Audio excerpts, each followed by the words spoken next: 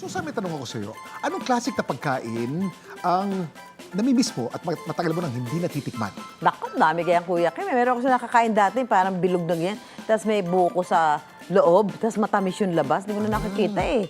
Sa mga probinsya lang. Duhat yung klasik na pagkain. Sa'yo? Duhat. Mistress ko ng duhat. Duhat, siniguelas. Yan. Yan, mga bihira na tayo ngayon yan, di ba? Alam mo, Susan, marami sa mga pagkain malimit ng matikman, dahil iilan na lang ang gumagawa. Oo, ang paggawa ng masaat at sarap ng mga yan, Kuya Kim, namana pa sa kanununuan. Let's raise the flag sa kwentong inalam ni Darlene Kai.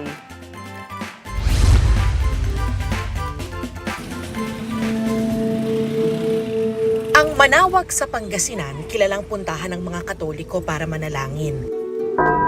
Sa Minor Basilica of Our Lady of the Rosary of Manawag o Manawag Church. Sa paligid nito, matitikman ang kakanin na nanganganib na raw maglaho, ang kundandit.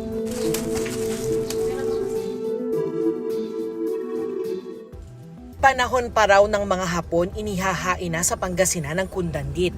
Isa raw sa natitirang gumagawa nito ang 53 anyos na si Imelda Verceles. Since bata pa ako, gumagawa na yung mga lola at lola ko. Nakikialam na po ako sa mga gawain nila. Sabi nila, mag-plastic daw ako, yung mga ginagawa nila. Habang ginagawa ko yon, natutunan ko na lang po. Hanggang sa naging dalaga na ako, alam ko nang gumawa po. Yung mga sinasayang nila, laging napapanis. Kaya nag-imbento sila ng pagkain yung mga ninuno namin. Hindi mapapanis kahit buwan. Kasi yung bigas po, pag niluto mo at andyan na yung mga Hapon, napapanis, nagugutom po sila. Kaya ito na lang pagkain nila daw. Nang nagkaedad si Imelda, ipinamana sa kanya ng pamilya ang negosyo at ang tradisyonal na paggawa ng kundandit.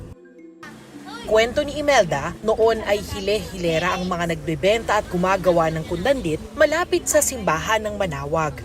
20 silang tabi-tabi o iba-ibang lugar. Sa harap na mismo na simbahan sila nagtitinda. Sa pagdaan ng panahon, tila naging matumal at unti-unti na raw nagsara ang mga tindahan. Sila na lang daw ng kanyang pinsan na si Nympha ang natitirang gumagawa at nagbebenta nito sa mga tindahan doon. Tinuruan din siya ng kanyang biyanan para at least may kasama daw ako. Kasi mga iba kong pinsan, ayaw nga nilang gumawa kasi mahirap eh. Saka mas maganda pa yung ibang business, tamadali. 2 sangkap lang pero mabusisi umano ang paggawa ng kundandit. Ihanda na ang malagkit na bigas at pulot. Ang pinatuyong malagkit na bigas, isasangag hanggang maging golden brown ang kulay nito. Pagkatapos ay gigilingin.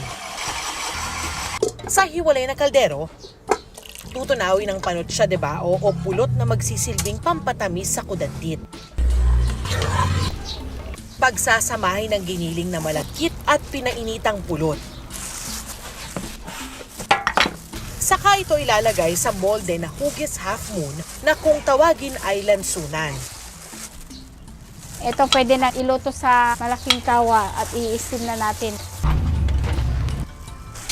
Matapos ang 15 minuto, luto na ang kundandit.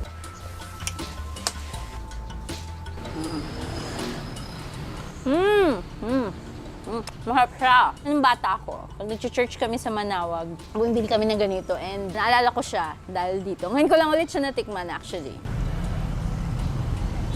Sarap. Sa akin na lang. Sige po. Ang kakanin na kundandit, parte na ng kultura at turismo sa bayan ng Manawag ayon sa kanilang tourism officer na si Brendo Natividad. Kaya mahalagang maituro at maipasa raw ni Imelda ang sinaunang pagluluto nito sa kanilang bayan. This coming September sa aming Tourism Month, we're going to have Ma'am Imelda na ituro po sa ating mga kababayan ng paggawa ng kundandit para naman po dumami pa yung gumagawa ng ganitong klase ng product.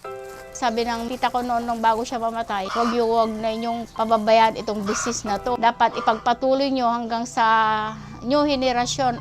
3 kasi ang anak ko, nakapagtapos akong 2 seaman. Dito po ako kumuha ng pang-araw-araw yung pagkain. Sacrifice lang po. Talagang gusto ko talaga ipagpatuloy kahit anong mangyari. Hanggat kaya ko pa.